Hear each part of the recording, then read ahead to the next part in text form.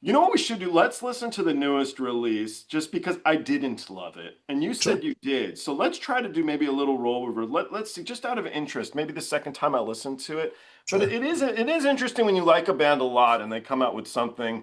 Hey, music fans! As a roadie, I had this great opportunity to tour with all these bands. I wrote a book about my experiences on the road, and it was the #1 new release on Amazon and Bios, and it's now sold millions of copies on Kindle. I'm Joel Roadie, and this is my podcast, Party Like a Rock Star.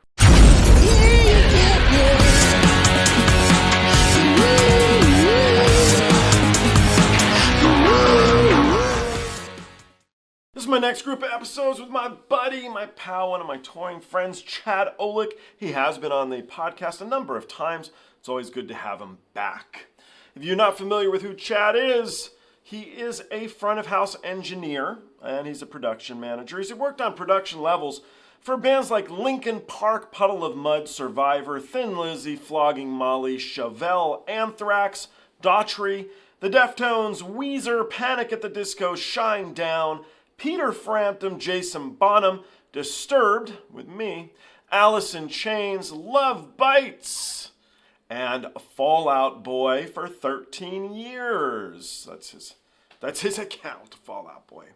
I do want to let you guys know I have released my second book. It's called XEMU Pulled My Finger, and it's available now on Amazon. You guys can check it out if you want to. It's available as a hardcover, a softcover, as an audiobook, or as a Kindle, and you can find a link below that will send you to Amazon to find the book, just like Memoir of a Roadie.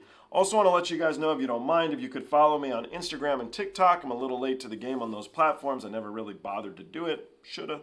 But my handle's Joel Roadie. Okay, let's jump into these and let's see what Mr. Chad, my friend here, has to say about your favorite band. Let's do this. Okay, so here we are back again. We're going to listen to The Warning again together. I decided to do this because I didn't love this track, which is unusual. Usually what I ask people to listen to is stuff that I love. But let's give it a second go and let's see what we think. You said you had heard a bit of it and you thought it was okay. Yeah. So, this did, though, lead me to Escapism, where somebody in the comments here wrote, hey, check that out, and now it's my favorite Warning song, I think. I keep saying I think, but I really do like it a lot.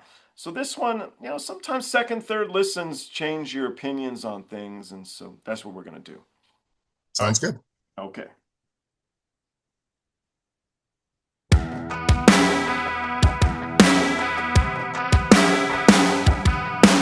I don't need diamonds on my neck, 3 purses on a jet, no $1 million threats.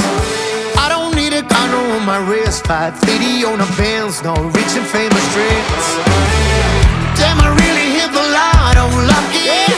Oh, something you can buy with money. I don't need my name on Forbes list. If it's all up on your lips, there ain't nothing. All right, I don't usually stop. I'd never stop the video with you, but let's go into my headspace right now. So what I'm thinking, and correct me if I'm wrong, I don't hear anything vocally interesting. I hear reverb, and I hate reverb.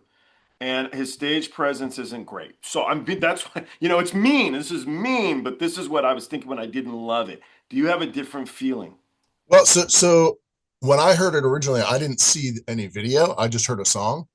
So I didn't have the visual connotation to go with it. I just had, what it sounded like.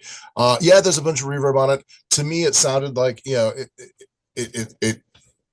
to me, it comes like it's the natural, it's the mashup of the modern country and modern rock thing that has been done before, but I don't think they're doing it poorly, if you know what I mean. No, I do. That's it. That's just good. I always say on here because I don't like something means absolutely nothing. Same. Trust me, my whole life no one's cared. So I'm definitely no expert. Different opinions and stuff. So hopefully we do. Hopefully.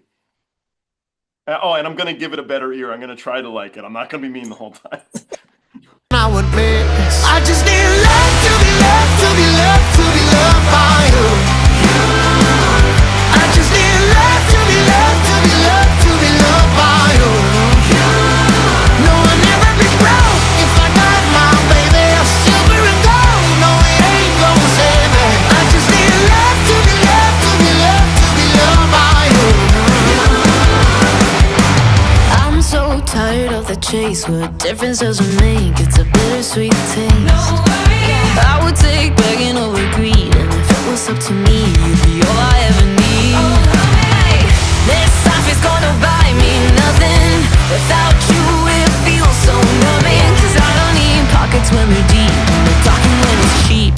you call a dream. I just need love to be loved, to be loved, to be loved by you. I just need love to be loved, to be loved, to be loved by you. I'll never be broke if I got my baby. Silver and gold, no it ain't gonna save me. I just need love to be loved, to be loved, to be loved by you. No money, no money, no problem. Wanna look at my baby, no sorrow. No money, no money, no problem.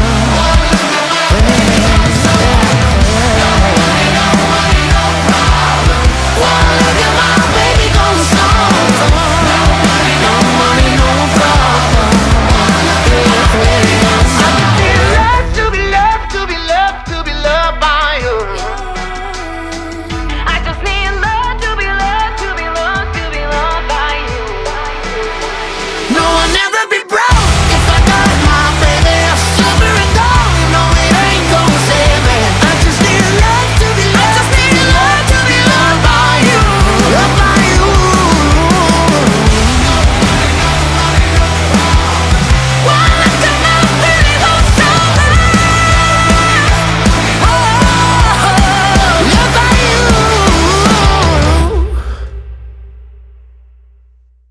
All right. So now that you've heard the whole song, and before I say anything, what do you think? It has a good chorus. I think the video to me is distracting just because I'm not. Who's the cowboy? Do you know?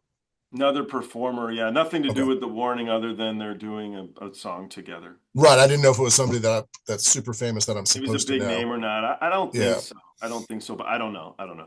To me, looking at the video, he's distracting. It doesn't visually fit, but sonically, I like the tune. I think his voice is fine on it. Like if I were to hear it on the radio or whatever. I'm not a massive country guy, so the twang sometimes gets to me after a little bit. But I thought the chorus was really good, catchy chorus. I could see it doing some commercial business for him. Okay. Well, you're wrong. No. No. I'm Usually kidding. am. I'm kidding. I'm kidding. I'm kidding. Happens every day. Just ask my wife. So here's, so I actually, as the song went on, I actually didn't mind him. I went the other direction a little bit. I still hate all the reverb on her vocal, especially because she's such a great singer. Why do we Yeah. have reverb on her voice? So that I didn't like. However, all of the mainstream songs, and my biggest problem with this track is I don't like mainstream music very much, and this is trying to be something that's mainstream. So Yes, I think it is a commercial song for sure. it's a commercial song. So I think that's my major thing. And that's probably a nicer way to put it than I don't like this or whatever I said in the first video. I don't remember. It's probably saying it's a commercial song, and I'm not a commercial song listener. Oh, you in didn't say you general. fucking hate it or something? I don't know. I know I wasn't a dick about it, No. but I was, I was like, I'm honest about things. But yeah, I was funny because with the warning, and I'm like, I don't love it. I don't love it. Everybody was so nice. Everybody's like, oh, it's all good, dude. You're cool. It's you support them. It's okay. There was this other performer I did, and dude, hate mail. People left the podcast, and but it was somebody wrote to me, they're like, hey, a lot of the issue is that the people who listen to this guy mostly are not native speakers. The English is not their language, so Sure. you come across as very brazen, and you're really pretty being disrespectful. You come across as very American. Super American, right? So I was like, I could see that because I was kind of like mimicking I was being a dick. So on this one, I like this band so very much. So this track, getting back to the track. So the gig is I like country. I don't mind twang at all. I don't like most contemporary. Even I was gonna say Zac Brown band, but that's not contemporary either. They've been around forever. So like truly contemporary country, I don't think I'm a massive fan of.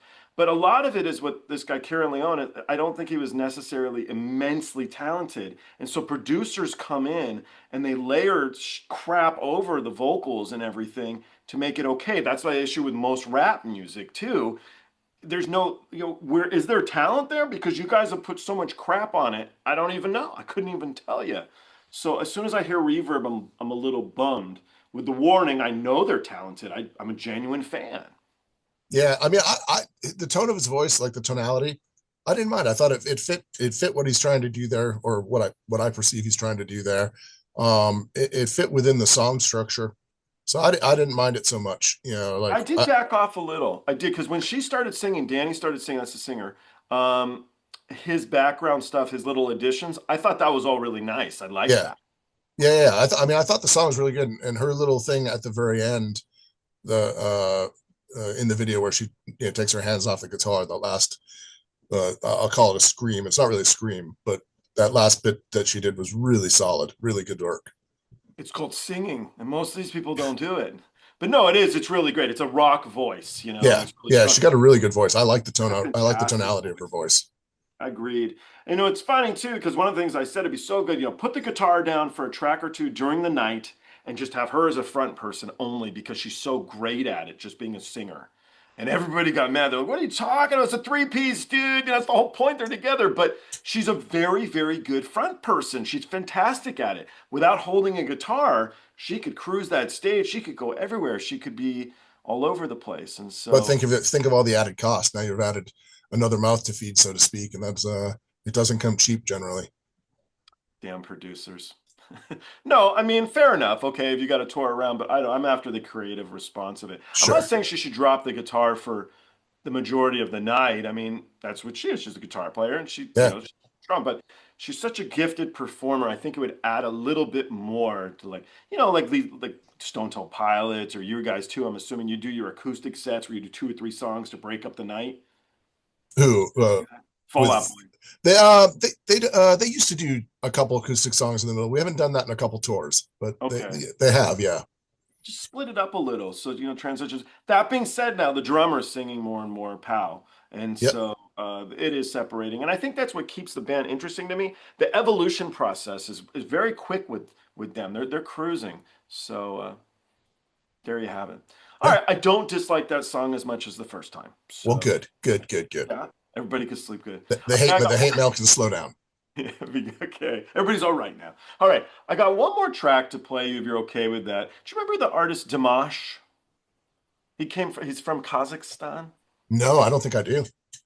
All right, we're gonna jump into him. You can let me know what you think of him. I'll have to look through. I assume I played him for you before, but maybe not. Maybe. I mean, I'm getting old, so the memory starts to slip. These things happen. All right, let's jump into that. You can let me know what you think.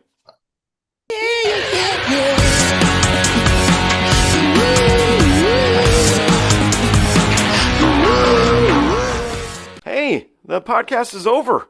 What are you still doing here? Well, while you're here, like and subscribe. Thanks.